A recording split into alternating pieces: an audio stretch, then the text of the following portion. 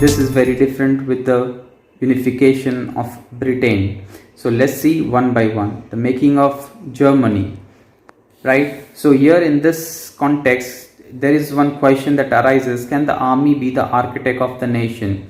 Because here the Germany united because of the army, and this question arises, right, to see the importance of an army. So army can be the architect of a nation. This is after 1848. Nationalism in Europe moved away from its association with democracy and revolution. Nationalist sentiments were often mobilized by conservatives for promoting states' power and achieving political dominance over Europe. This can be observed in the process by which Germany and Italy came to be unified as a nation state. As you have seen, nationalist feelings were widespread among middle classes Germans who in 1848 tried to unearth different regions of the German Confederation into a nation state governed by an elected parliament. So this we have seen in the previous slide, that how the whole of revolution was all started. The liberal initiative to nation building was, however, represented by a combined forces of monarchy and the military, supported by the large landowners called chunkers of Prussia. From there on, Prussia took on the leadership of the movement for national unification. Its chief minister Otto von Bismarck was the architect in this process, carried out with the help of Prussian army and bureaucracy. There were over 7 wars with Austria, Denmark and France, ended in Prussia victory and completed the process of unification in Germany. 1871, the Prussian King William I was proclaimed German Emperor in the ceremony held at Versailles. So here is the unification of Germany, right? Because it was a demand from the liberal nationalists. They were demanding a separate nation which is based on only one shared culture, which has no we can say diversities.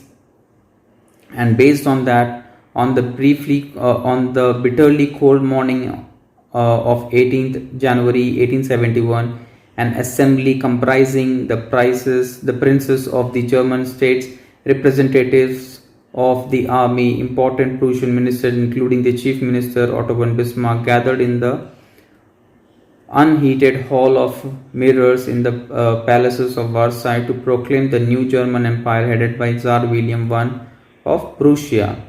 The nation building process in Germany was demonstrated the dominance of Prussian state power. The new state placed a strong emphasis on modernizing the currency, banking, legal and judicial system in Germany. Prussian measures and practices often become a model for the rest of Germany. So this is the map of Germany after the, we can say, unification. Here is the unification of Italy. Like Germany, Italy too had a long history of political fragmentation. It was all divided into different provinces, different kingdoms, different kings, different rulers. Italians were scattered over several dynastic states as well as the multinational Habsburg Empire. During the middle of the 19th century, Italy was divided into 7 states, of which only one, Sardinia, Piedmont, was ruled by an Italian princely house. The other was not there at all. So the north was under Austrian Habsburg, the center was ruled by the Pope, and the southern regions were under the dominance of the Bourbon King of Spain. Even the Italian language was not acquired one common form and still had many regional and local variation. During the 1830s, Giuseppe Mazzini had sought to put together a coherent program for a unification for the unilateral Italian Republic. He had also formed a secret society called Young Italy for the dissemination of his goal. The failure of revolutionary uprising both in 1831 and 48 meant that the mantle now fell on Sardinia Piedmont under the ruler King Victor Emmanuel II to unify the Italian states through war. In the eyes of the ruling elites of the region, a unified Italy offered them a possibility of economic development and political dominance. So in this way, the unification of Italy was also happened. Chief Minister Cavour, who led the movement to unify the regions of the Italy, was neither a revolutionary nor a democrat. Like many other wealthier and educated members of the Italian elite, he spoke French much better than he did Italian.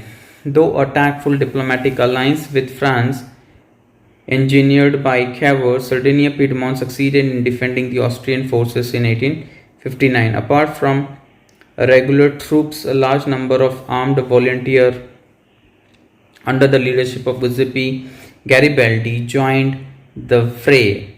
In 1860, the march into South Italy and the Kingdom of Two Sicily and succeeded in winning the support of the local peasants in order to drive out the Spanish ruler. In 1861, Victor Emmanuel II was proclaimed King of United Italy. However, much of the Italian population, among whom rates of illiteracy were very high, remained blissfully unaware of liberal nationalist ideology. The peasant masses who had supported Garibaldi in southern Italy and never heard the Italia. They believed that Italia was Victor Emmanuel's wife. This is the map of Italy Peninsula, 1860. Now, the strange case of Britain. So here, why I'm just giving you the brief point here, why the unification of Britain is so strange, so different from the other two, like the unification of Germany and unification of Italy. In the past two unification, the Germany and Italy, you have seen the military played a very important role in unifying those areas. But here in the case of Britain, here the parliamentary reforms made it unified.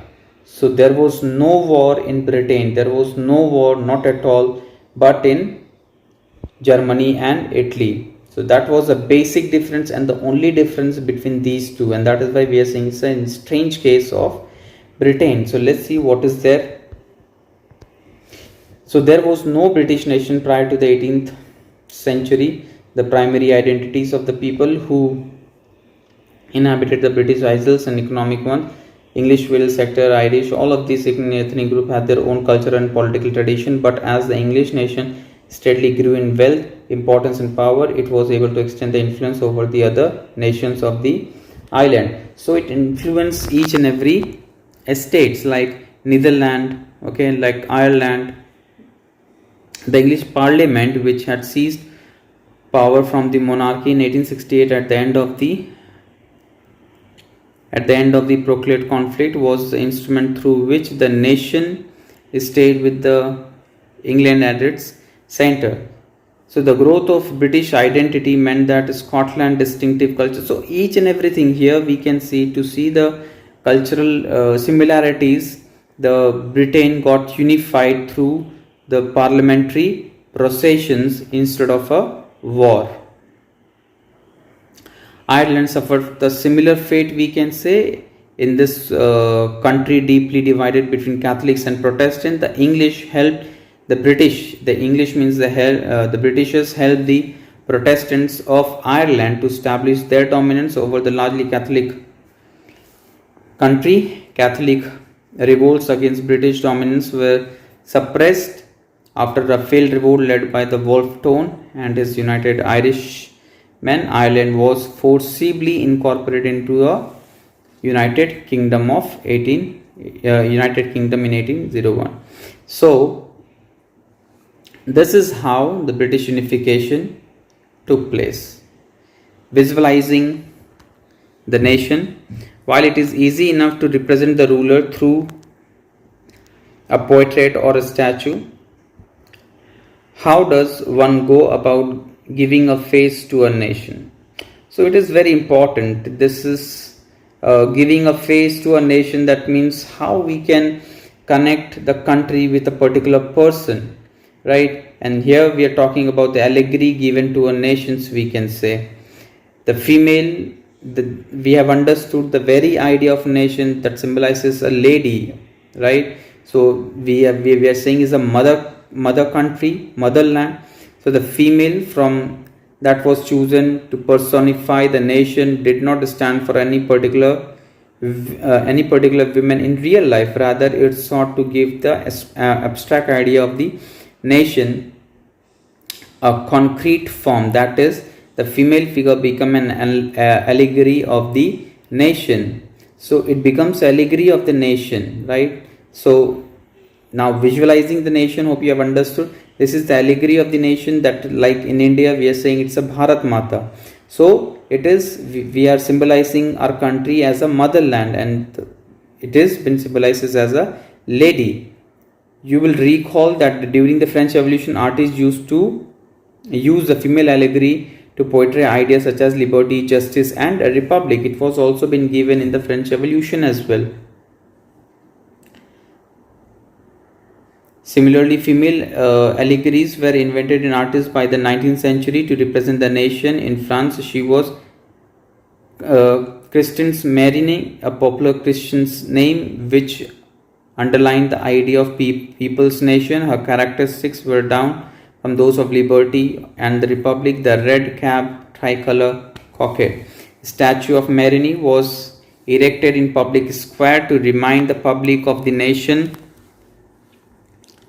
public of the national symbol of unity, and to persuade them to identify with it. Marine images were marked on coins and stamps. Similarly, Germania became the allegory of the German nation. Its visual representation, Germania wears a crown of oak leaves, as the German oak stands for heroism. This is it, and we're going to start the last part of this chapter. Till then, thank you very much.